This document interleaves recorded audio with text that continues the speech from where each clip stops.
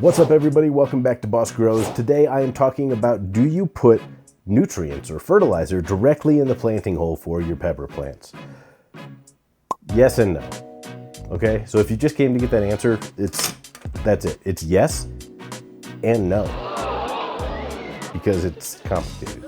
And it's a little bit nuanced. It's actually not as difficult as you might think. So there's a couple of studies I've been looking at that show you can actually have a significant impact on the root biomass of your plant, your pepper plant, whether your tomato plant, whatever it happens to be, by putting fertilizer directly in the planting hole.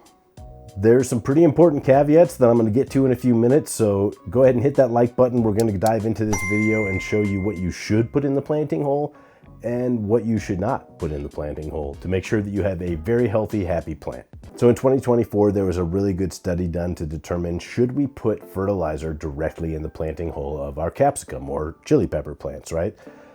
The answer turned out to be yes. But very, very specifically, what this study showed is that your pepper plant will benefit from having a kind of a microdose of phosphorus in that planting hole. And so in your NPK, your typical 3 core nutrients for any plant, right? In fertilizer, it's going to be nitrogen, phosphorus, potassium. And that middle number that you see is that phosphorus that you want to have be your star of the show, if you will, in the planting hole. But you don't want a lot of it. What the study showed is that by adding a very small amount of localized phosphorus to the planting hole, the biomass of the roots was actually significantly increased. What that does for your plant is gives it a whole lot of pathways to uptake nutrients and be a healthy, thriving pepper plant, right? Or tomato plant, or eggplant, or anything that you're growing, really. This is pretty universal, especially though for things that are going to eventually be a fruiting plant. I would definitely recommend putting something in that planting hole that's going to give it a phosphorus boost. But like I said, you have to be really, really careful about this. So don't just go out there and find the highest phosphorus fertilizer that you can and throw it in the planting hole. Because if you do that, you're actually going to almost certainly cause another problem. So let's talk about that.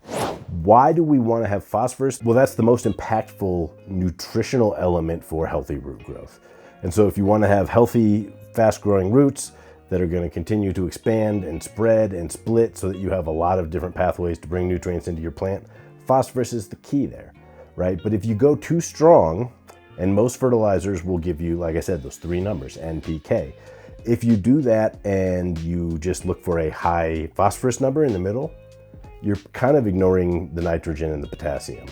What can happen in a planting hole specifically is if you put a fertilizer in there that's really high in phosphorus, but maybe it's also kind of high in nitrogen or kind of high in potassium, you can cause nutrient lockout, you can cause fertilizer burn. So you can actually, with that nitrogen, especially the ammonium and the urea that are in most commercial fertilizers, you can burn those roots directly with too much of that fertilizer. And so you got to be really careful. Don't just go throwing whatever fertilizer you normally add to your pepper plants into the planting hole. Look for something that is much more mild that you can actually dilute or use in a small amount. Bone meal is probably your best bet. If you want to take a slow release, organic, less likely to burn kind of approach, go get some bone meal. Most of those have a really high phosphorus number, but then look at the application rate and cut it way down. Cut it down to I'm talking like 1/5 to 1/10 of the actual application rate, and that's what you put in the planting hole. Don't overdo it, but if you give it just that little bit of a phosphorus boost, make it available right at the root mass, it's gonna really benefit you. But be super careful, because other studies have shown that if you put, like I said, too much high nitrogen fertilizer in there, especially if it's a synthetic. Now, I have no problem with synthetic fertilizers. I think they're great. They do a really good job giving your plant what it needs directly to its root zone in a format that's ready to be taken up by your plant and enjoyed and used and make a thriving, happy plant, right? That's great. But where you can really actually kind of go wrong is if you're putting synthetic fertilizers in that planting hole that are higher in nitrogen or higher in potassium, you're going to burn the roots.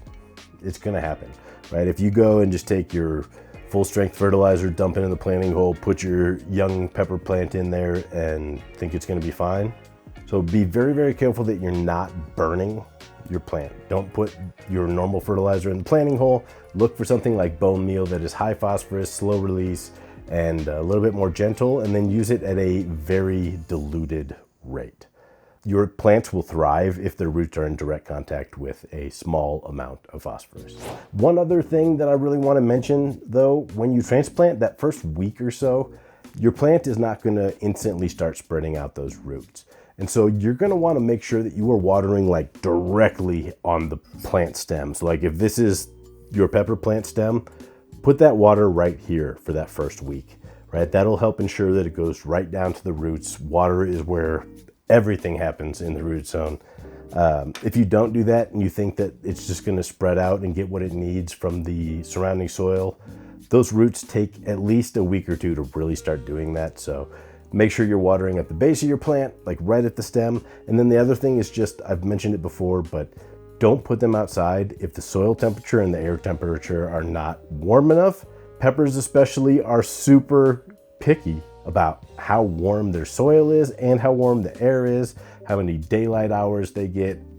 Just, if in doubt, if it looks like it's going to be a little chilly, give yourself a few more days of grace. Don't plant them out until that soil is nice and warm, above 60 degrees, above 65 if you really want to make them happy. So yes, fertilize the planting hole. No, don't use a full strength fertilizer or something that's high in nitrogen. Focus on phosphorus.